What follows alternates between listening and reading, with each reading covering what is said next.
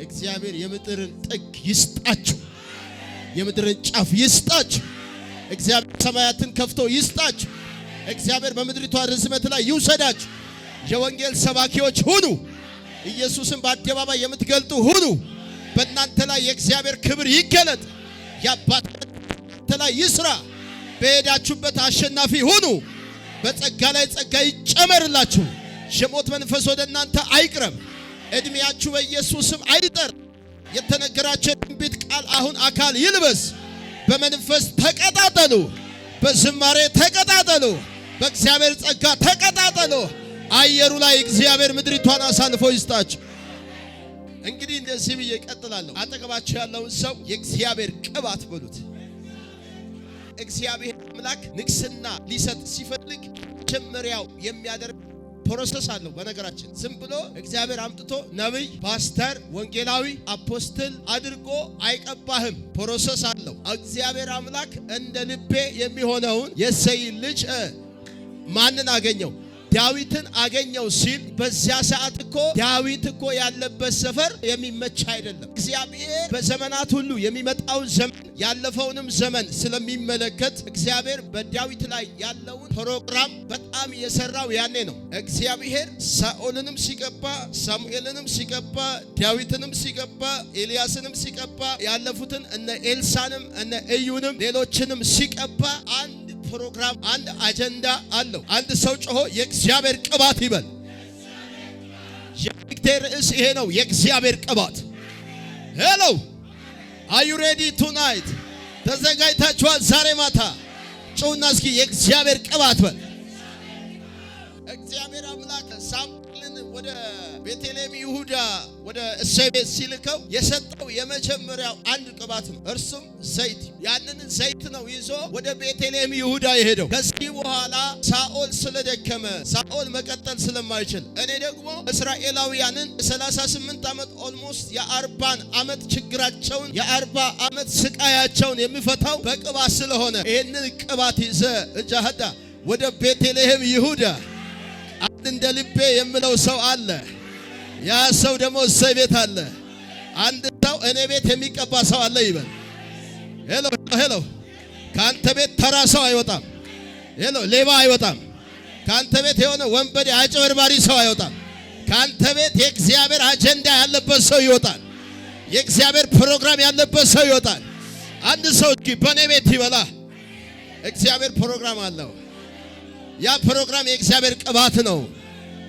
ሄሎ ሄሎ ሄሎ ሄሎ ቺካላባሳቲናማ ይሄ ሰው ደግሞ ቀን በቀን እሳት እየሆነ ነው እንደሚጠብቀው።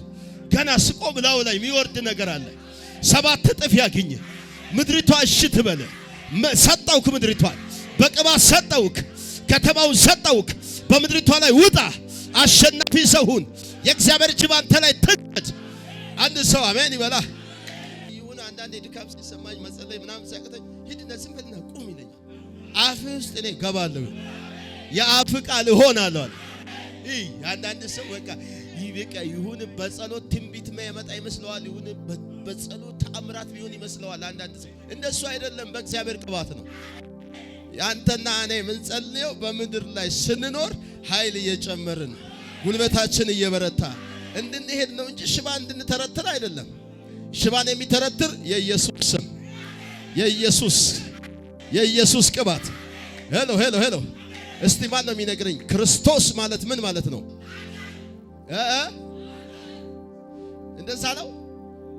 ክርስቶስ ማለት ምን ማለት ነው?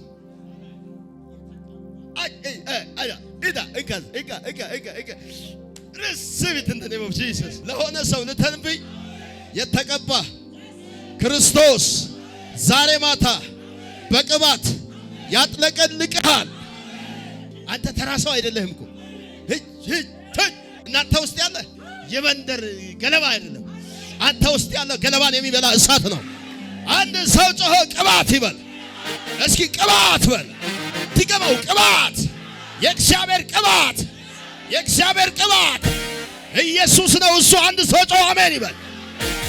ስለዚህ ዛሬ ማታ የሆኑ ሰዎች ላይ ቅባት አፈሳለሁ። ያ ቅባት ከተነገረ ትንቢት ጋር፣ ከተነገረ በረከት ጋር፣ ከተነገረ ከባህር ባዶ ካለው ከዛ አገር ጋር ከአሜሪካ ጋር ሊሆን ይችላል። ቅባቱ ያገናኝሃል። ከካናዳ ጋር ሊሆን ይችላል።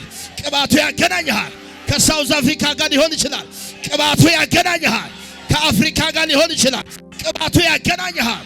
ከኢሮፕ ጋር ሊሆን ይችላል። ቅባቱ ያገናኝሃል። አንድ ሰው ቅባት ይዤ ይገናኛል ይበል። የእግዚአብሔር የዘይቱ ቅባት በራሳችሁ ላይ ነውና ሞት ወደ እናንተ ዘልቆ አይገባም። ያንተው ቅባት በላ ቅባት ሰለሞን ጋር ብትሄዱ እንደዚህ ይላችኋል። ማለዳ ማለዳ ሁልጊዜ ስትነሱ ከራሳችሁ ላይ ቅባት እንዳይጠፋ፣ ቅባት እንዳይጠፋ። ቅባት ወዛም ያረጋል፣ ሻይን ያረጋል። እስኪ ቅባት ይበላ አንድ ሰው።